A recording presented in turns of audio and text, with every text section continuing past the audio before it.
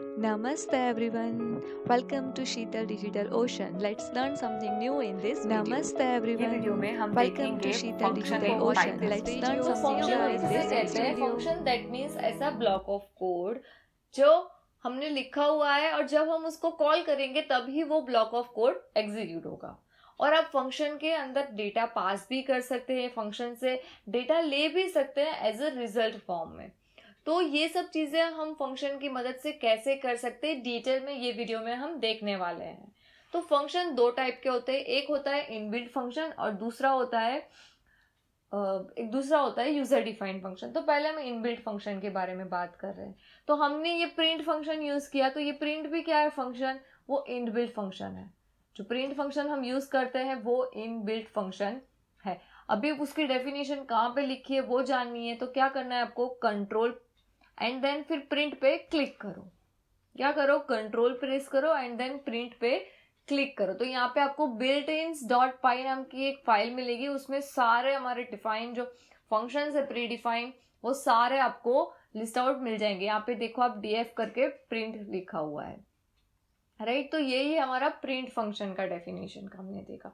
ऐसे ही एक max function है। सपोज यहाँ पे मैं लिख दूं x is equal to max और मैक्सिमम नंबर मेरे को 10 एंड 20 में से कोई ला कर दे एंड फिर प्रिंट x कर देती हूँ। अब इसको हम रन करते हैं फंक्शन को, ओके। तो यहाँ पे देखो 20 नंबर आ गया। तो हमने कोई लॉजिक कुछ भी नहीं लिखा है, हमने सिंपली मैक्स फंक्शन यूज कर दिया जो ऑलरेडी डिफाइन है, प्री डिफाइन है। उसको इनबिल्ट फंक्शन भी आप बोल सकते हो। ये तो सारी बात हुई, वो सारी बात हुई इनबिल्ट फंक्शन की। अब हम नेक्स्ट बात करते हैं कि हमको खुद का फंक्शन क्रिएट करना है, तो वो हम कैसे कर सकते हैं। तो उसके लिए आपको क्या करना है? DEF डेफ लिखना है। क्या लिखना है? DEF def. यहाँ पे आपके फंक्शन का नाम, सपोज मेरा फंक्शन का नाम मैं बता रही हूँ डिस्प्ले, फिर कॉलन करना मत भूलना। अभी यहाँ पे मैं लिखती हूँ प्रिंट, यहाँ पे लिखती हूँ मैं how are you, okay.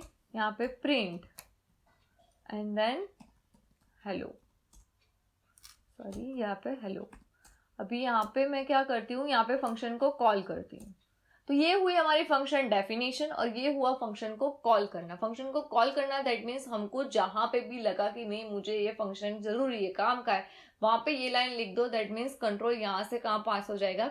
Call किया है वहां पे। अब इसको हम रन करते हैं तो देखो हमारा आउटपुट आया how are you and then hello. अब जितना भी कंटेंट इस डिस्प्ले नाम के फंक्शन के अंदर लिखोगे वो सारा कंटेंट आपको यहाँ पे प्रिंट होकर मिलेगा जब भी आप उसको कॉल करोगे। सपोज मैंने ये एक बार कॉल किया, यहाँ पे दूसरी बार कॉल करती हूँ तो देखो दूसरी बार मेरे को यहाँ पे मैं कुछ बीच में प्रिंट करवा देती हूँ। प्रिंट, यहाँ पे मैं प्रिंट करवा देती हूँ टाटा। अब देखो hello, how are you, hello, फिर टाटा आया, फिर how are you and hello आया, क्योंकि हमने दो बार यहाँ पे फंक्शन कॉल किया है। जितनी बार आप फंक्शन कॉल करोगे उतनी बार जो भी फंक्शन के अंदर आपने लिखा है वो एग्जीक्यूट होता जाएगा। ओके, ये चीज समझ में आई। अब दूसरा मैंने आपको ये बताया था कि फंक्शन में हम डेटा पास कर सकते हैं। तो अब फंक्शन के अंदर हम डेटा कैसे पास कर सकते हैं? चलो ये हमारा एक फंक्शन हो गया डिस्प्ले नाम का। सपोज यहाँ पे मैं एक लिख दूं शीतल। क्या लिखा मैंने यहाँ पे? शीतल। और यहाँ पे मैं एक वेरिएबल ले लेती हूँ नेम नाम का। यहाँ पे मैं प्रिंट में लिख देती हूँ प्रिंट एंड यहाँ पे नेम प्रिंट करवा देती हूँ। Simple simple. अभी हम इसको रन करते हैं तो देखो यहाँ पे आ गया शीतल।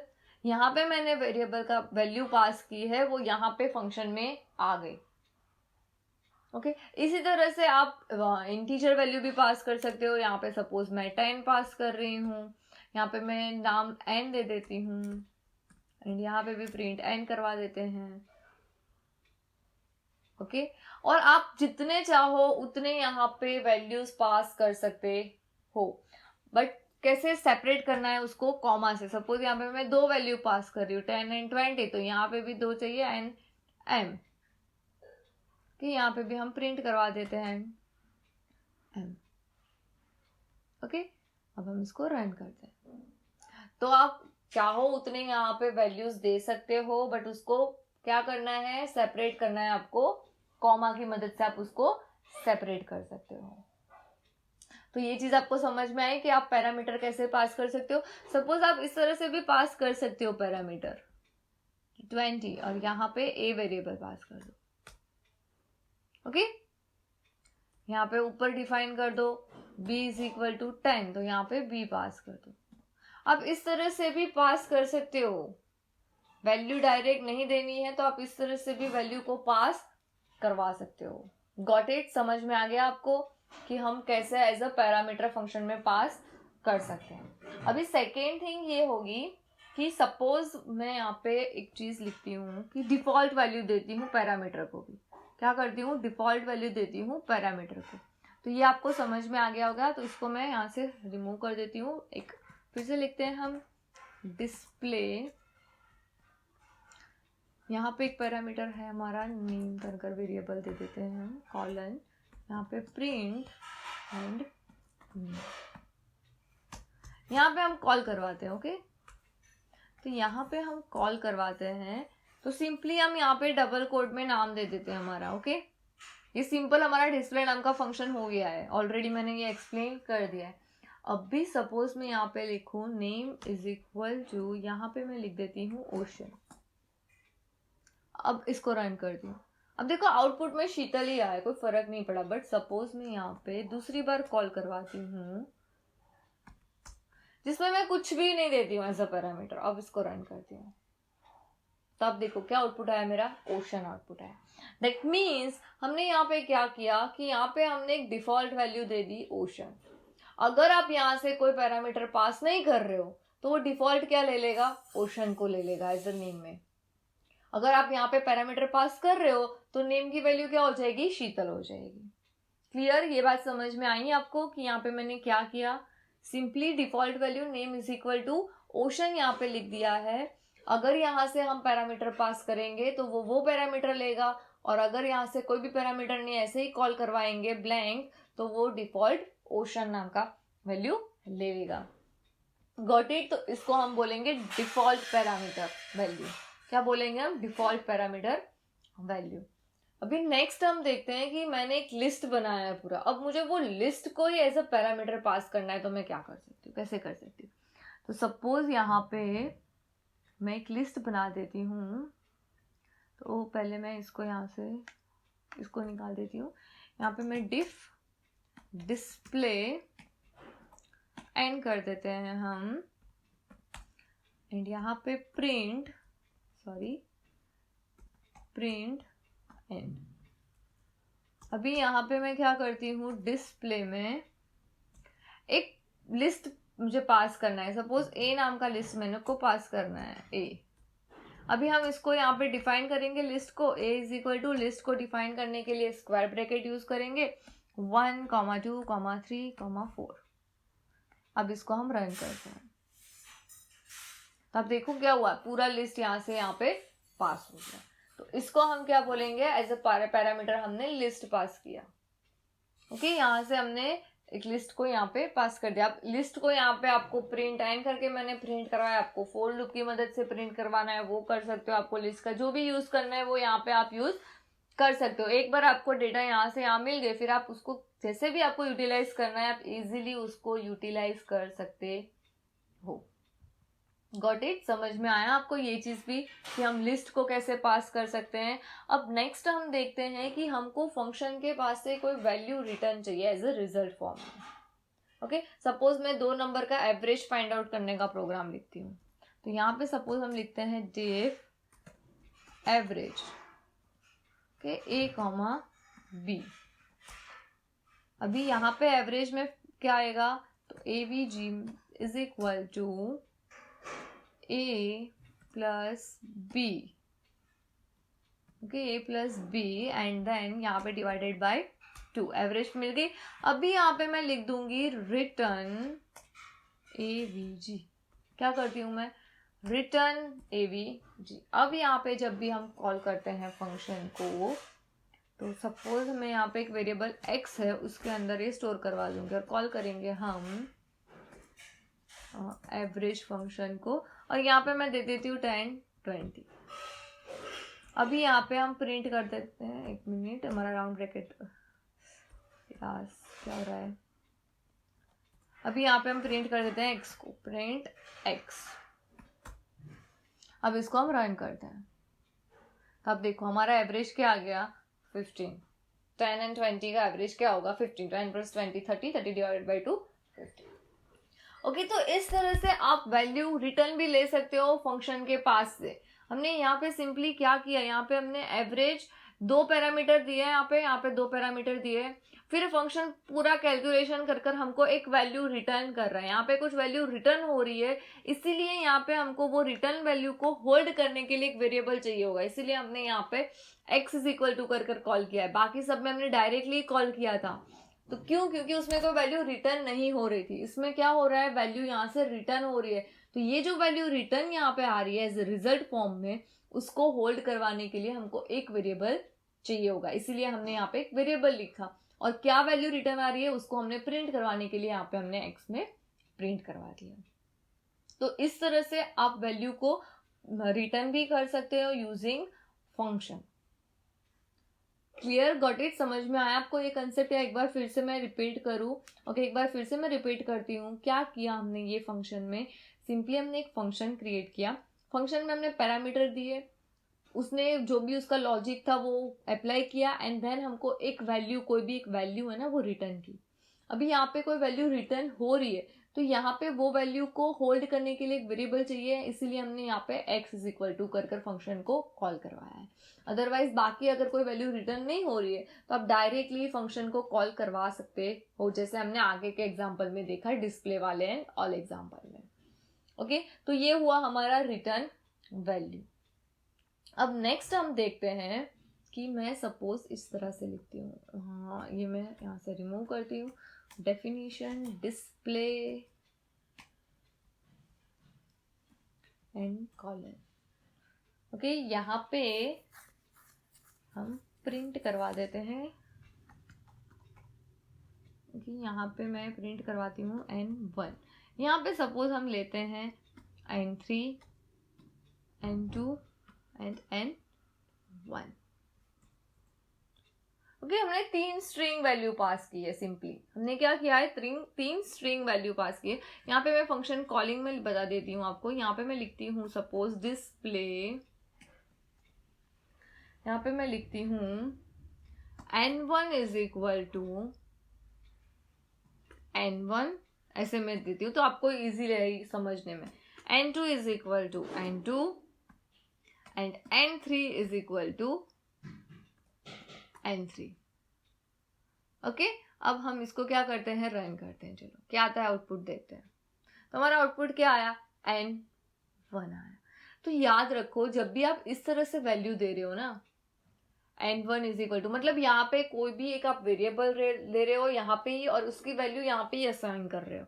सपोज यहाँ पे n1 की जगह पे मैं दे दूं शीतल, n2 यह एक वेरिएबल और उसकी वैल्यू भी हमने यहाँ पे ही असाइन की ओशन, n3 वेरिएबल लिया एंड उसकी वैल्यू भी यहाँ पे ही असाइन की पटेल कर कर। ओके, इस तरह से हमने कुछ असाइन किया है। तो क्या होगा, फिर आप यहाँ पे ये जो सीक्वेंस दे रहे हो ना, डजंट मैटर आप कौन से सीक्वेंस में दे रहे हो। जरूरी नहीं है कि आप n3 n2 n1 मैंने लिखा है तो यही सीक्वेंस में आप दे सकते हो। आप कोई भी सीक्वेंस में यहाँ पे वैल्यू दे सकते हो।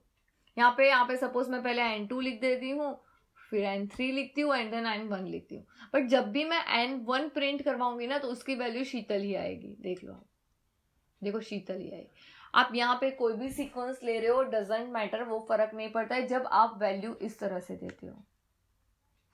ओके, जब आप वैल्यू इस तरह से देते हो तब यहाँ की मैटर नहीं करती है सीक्वेंस आपको। बट आप वैल्यू इस तरह से नहीं देते हो तब यहाँ की वैल्यू, यहाँ पे जो पैरामीटर्स दिए ना वो इफेक्ट जरूर करते हैं। सपोज आप इस तरह से वैल्यूज देते हो एंड डेफ, अभी हमने एवरेज का देखा था प्रोग्राम, एवरेज a, b।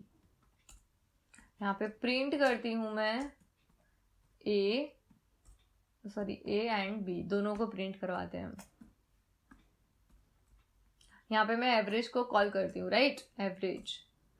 यहाँ पे मैं a देती हूँ एंड b देती हूँ। यहाँ पे a b दिया। अभी यहाँ पे मैं क्या करती हूँ, a = 10 and b is equal to 20, ऐसी वैल्यू दे देती हूँ। अब इसको हम रन करते हैं।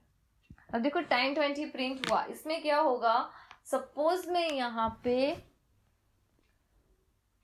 b, a करूंगी तो 2010 प्रिंट नहीं होगा, तो भी 2010 ही प्रिंट होगा। सॉरी, क्यों? क्योंकि b की वैल्यू क्या है 20, तो यहाँ पे भी a की वैल्यू क्या बनेगी, यहाँ पे 20 बन जाएगी। और a मतलब यहाँ पे पैरामीटर्स डजंट मैच करेंगे, यहाँ पे जो वैल्यू आप दे रहे हो ना वही सीक्वेंस में यहाँ पे लेंगे। सपोज मैं आपको दिखाती हूँ, यहाँ पे 100 एंड 30 लेती हूँ मैं, तो यहाँ पे a की वैल्यू क्या बनेगी 100 एंड b की वैल्यू क्या बनेगी 30 बनेगी। ओके तो यहाँ पे जो सीक्वेंस में हम वैल्यू देंगे वही सीक्वेंस में यहाँ पे वो वैल्यू लेते जाएंगे। बट जब आप इस तरह से नहीं दे रहे हो, आप क्या कर रहे हो, यहाँ पे ही वेरिएबल ले रहे हो, यहाँ पे ही उसकी वैल्यू असाइन कर रहे हो, तो यहाँ पे ये सीक्वेंस मैटर नहीं करता। आप कोई भी सीक्वेंस में वेरिएबल्स ले सकते हो, उसकी वैल्यू यहाँ पे जो होगी वो ही यहाँ पे होगी। जैसे ही हमने यहाँ पे देखा कि n1 की वैल्यू शीतल है, तो वो यहाँ पे भी कोई भी ऑर्डर में आप n1 लिखो वो शीतल ही आएगा। जबकि यहाँ पे ऐसा नहीं होगा, यहाँ पे a b लिखा है, यहाँ पे b और a कर देंगे ना, तो ऐसा नहीं है कि यहाँ पे a की वैल्यू 10 रहेगी, नहीं, यहाँ पे a की वैल्यू क्या आएगी, जो यहाँ पे b की वैल्यू है। समझे आप मैं क्या बोलना चाह रही हूँ? यस, जब भी आप यहाँ पे वेरिएबल एंड उसके वैल्यू असाइन एक ही वहाँ पे कॉलिंग के टाइम पे ही कर रहे हो, तब ये जो सीक्वेंस है वो मैटर नहीं करता। बट ऐसा आप नहीं कर रहे हो, आप सिंपली यहाँ पे वेरिएबल ही पास कर रहे हो एज अ पैरामीटर, तो वो सीक्वेंस मैटर करता है। तो इसको हम बोलेंगे, क्या किया हमने यहाँ पे, यस, असाइन कर दी वैल्यू एंड देन उसको वेरिएबल लिया और उसको वैल्यू भी असाइन कर दिया एंड फंक्शन को कॉल कर दिया। ये एक चीज हुई। अब सेकेंड क्वेश्चन आपके माइंड में ये आए कि मैम मेरे को एक ऐसा फंक्शन बनाना है जिसमें मुझे ही नहीं पता है कि मुझे कितने पैरामीटर्स पास करना है।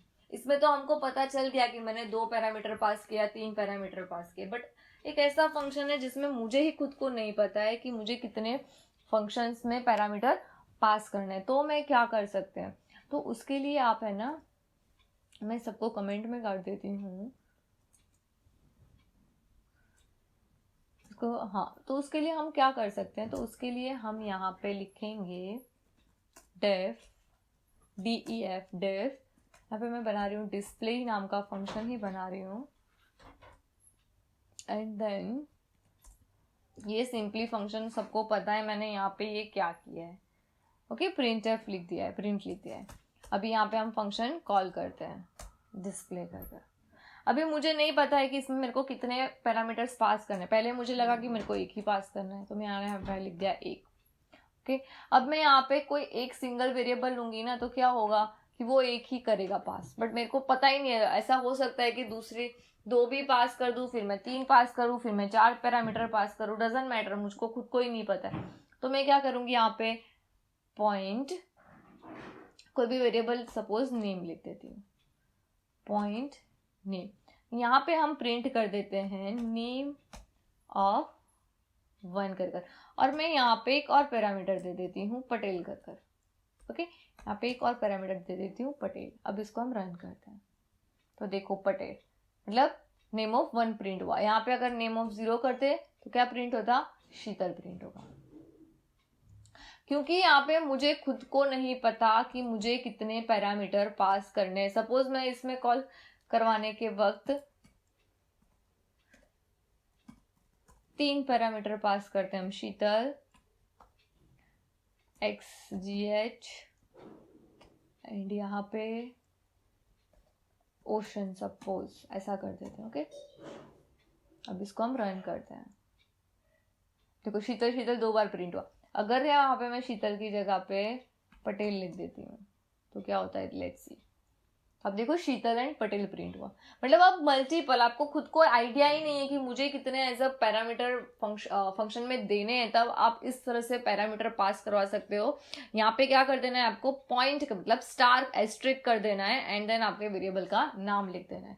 तो इस तरह से आप क्या कर सकते हो कि आपको जितने भी फंक्शन में पैरामीटर्स देने हो आप वो दे सकते हो। इसको हम बोलेंगे आर्बिटरी आर्ग्यूमेंट्स। क्या बोलेंगे हम इसको, आर्बिटरी आर्ग्यूमेंट्स इसको हम बोलते हैं।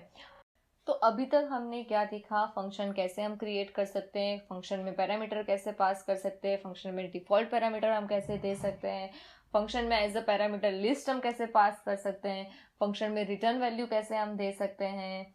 फिर हमने देखा कि फंक्शन में एज अ हमको क्या करना है, इसमें हमने देखा कि यस वेरिएबल भी दे दिया है एंड उसकी वैल्यू भी यहाँ पे ही दे दी, वो हम किस तरह से कर सकते हैं। जब हमको पता नहीं हमको कितने फंक्शन के आर्ग्यूमेंट देने, वो हम कैसे कर सकते हैं, वो सारे टॉपिक हमने भी देख लिए। अभी मैं आपको बताती हूँ कि मल्टीपल फंक्शन हम कैसे मतलब एक में लिख सकते हैं। तो उसमें बहुत बड़ा रॉकेट साइंस नहीं है। सपोज यहाँ पे एक फंक्शन हम बनाते हैं डिव, उसमें फंक्शन बनाते हैं मल्टीप्लीकेशन का। ओके, एक फंक्शन हमने बनाया मल्टीप्लीकेशन का। यहाँ पे c is equal to a into b, print c। Okay, ये एक फंक्शन है हमारा मल्टीप्लीकेशन का। एक दूसरा फंक्शन हमने यहाँ पे बनाया एवरेज फाइंड करने का।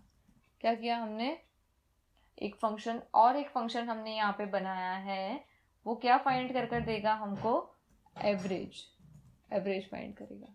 Okay, a comma b। यहाँ पे हम लिख देते हैं c is equal to a plus b and divided by 2। यहाँ पे प्रिंट c। अभी यहाँ पे हम फंक्शन कॉल करवाते हैं डेफ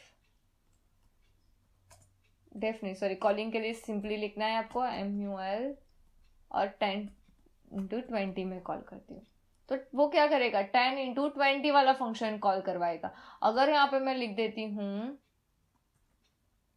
अगर यहाँ पे मैं लिखती हूँ एवरेज एंड यहाँ पे मैं एवरेज वाला फंक्शन कॉल करूंगी, तो क्या करेगा, वो एवरेज वाले फंक्शन को कॉल करेगा और उसका आउटपुट हमको लेकर देगा। तो ऐसे आप मल्टीपल फंक्शंस एक ही प्रोग्राम के अंदर यूज कर सकते हो।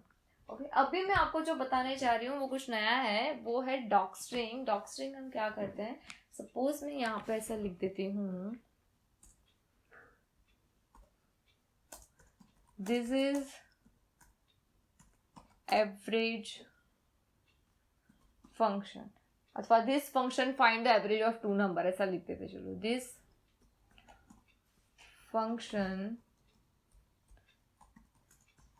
Find the average of 2 number. Okay, अब सपोज मैं यहां पे लिखती हूं प्रिंट, कौन से फंक्शन में हमने ये लाइन लिखी है, तो एवरेज, तो एवरेज एंड देन यहाँ पे मैं लिखती हूँ डॉट, और यहाँ पे आप देखो डॉक करके है पहला, यस डॉक, ये मैंने लिख दिया। अब हम इसको रन करते हैं, तो देखो जो हमने ये कमेंट लिखा है ना, आप लोग बोलोगे ये कमेंट है मैम, कमेंट क्यों लिखा, तो ये जो हमने लिखा है ना वो यहाँ पे प्रिंट होकर आ गया कि this function find the average of 2 numbers. तो ये एक्चुअली कमेंट नहीं है, ये हमने लिखा है डॉक स्ट्रिंग्स। अब आपको ये आएगा कि डॉक स्ट्रिंग कहाँ पे यूज होगी, तो अभी ये तो स्मॉल प्रोग्राम है, इसमें आपको पता है कि ये एवरेज के लिए, मल्टीप्लीकेशन के लिए। जब भी आपका प्रोजेक्ट बड़ा होगा, उसमें बहुत सारे फंक्शंस हो गए, बहुत सारे क्लास से कोई फंक्शंस एक्सेस करवा रहे हो, बहुत सारी चीजें होती रहेंगी, और उस टाइम पे आपको जानना हो कि ये फंक्शन पर्टिकुलरली क्या करेगा, इस फंक्शन में क्या हो रहा है, कोई एक्सेप्शन है, सपोज कि यहाँ पे 2 ही नंबर का है, तो हमने यहाँ पे 2 नंबर मेंशन करके रखा है, सो दैट अगर 3 नंबर की एवरेज फाइंड आउट करनी है तो हम ये फंक्शन को कॉल ना करें। तो जब आपका प्रोजेक्ट बड़ा होगा, कॉम्प्लेक्स होगा, तब ये यूजफुल रहेगा डॉक स्ट्रिंग। ओके, ये हमने एक्चुअली कमेंट नहीं लिखी, हमने डॉक स्ट्रिंग लिखी, जिससे हमको समझ में आ जाएगा कि भाई ये फंक्शन एग्जैक्टली किसके लिए है एंड क्या करेगा ये फंक्शन। तो क्लियर, समझ में आया आपको? पूरा फंक्शन टॉपिक हमने यहाँ पे कवर किया है। फंक्शन के हर एक पॉइंट को मैंने आपको समझाने की कोशिश की है। फंक्शन कैसे क्रिएट हो सकता है, फंक्शन में पैरामीटर कैसे पास कर सकते हैं, फंक्शन में हम रिटर्न वैल्यू कैसे दे सकते हैं, और डॉक स्ट्रिंग भी। तो आप ये फंक्शन वाला जो टॉपिक है वो पूरा टॉपिक खुद ट्राई करना, बहुत सारे फंक्शन बनाना, यूजिंग फंक्शन आप एक अलग अलग मतलब जो मैथमेटिकल बेसिक मैथमेटिकल ऑपरेशंस है like addition, subtraction, multiplication, division, उसके इंडिविजुअली फंक्शन बना के ट्राई करना। जैसे प्रैक्टिस करोगे ना उतना जल्दी आपको ये पाइथन या कोई भी प्रोग्रामिंग लैंग्वेज जल्दी आपकी ग्रिप बनेगी। तो प्रैक्टिस इज मस्ट है। तो आप भी, मैं आशा करती हूँ कि आपको फंक्शन टॉपिक समझ में आ गया होगा और आप ये फंक्शन टॉपिक के प्रैक्टिस प्रोग्राम भी करोगे। Thank you for watching this video. See you guys in the next video.